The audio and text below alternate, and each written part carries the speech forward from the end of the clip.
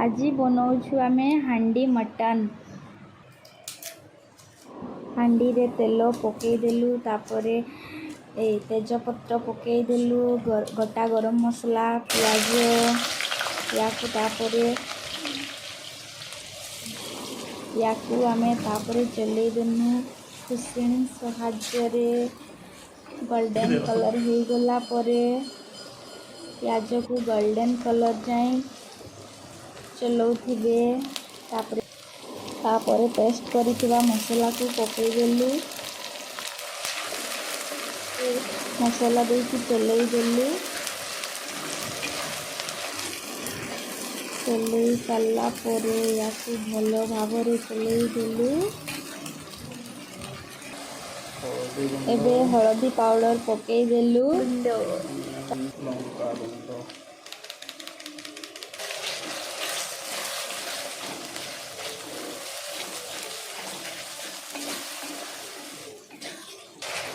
मसला भलो भावरे भाजी गला परे आमे या ऊपर मटन को पकई देबु मसला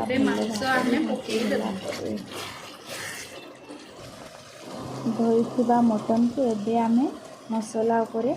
ढाली दउछु याकु आमे तापरे भलरे चलई देबु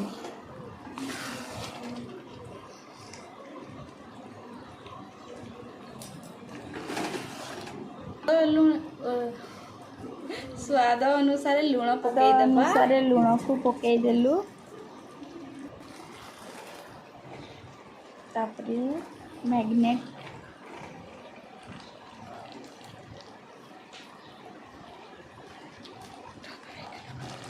याको हमें सिजिबा जाए टिके मसला को भलो भाबरे चलौथिबा देखंतु एबे पकोछु आमे एवरेस्ट मसला एवरेस्ट मसला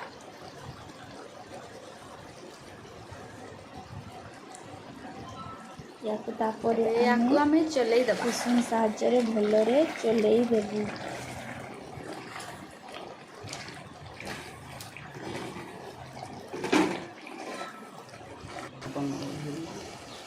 वासना तो बहुत सुंदर आसी याकु हमें पानी दे वासना तो बहुत सुंदर सिजिबा पई छाड़ी दबा मटन तो बहुत टेस्ट एबे हमें पानी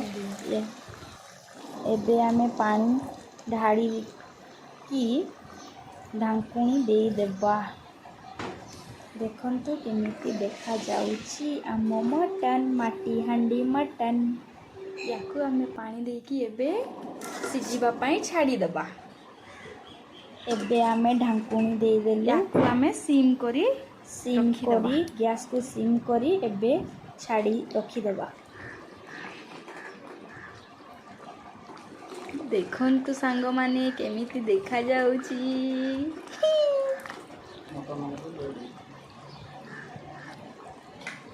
आज टेस्ट करिबा माटी हांडी रो मटन केमिति लागुची देखंतु बे रेडी हे गला मो माटी मजा आया।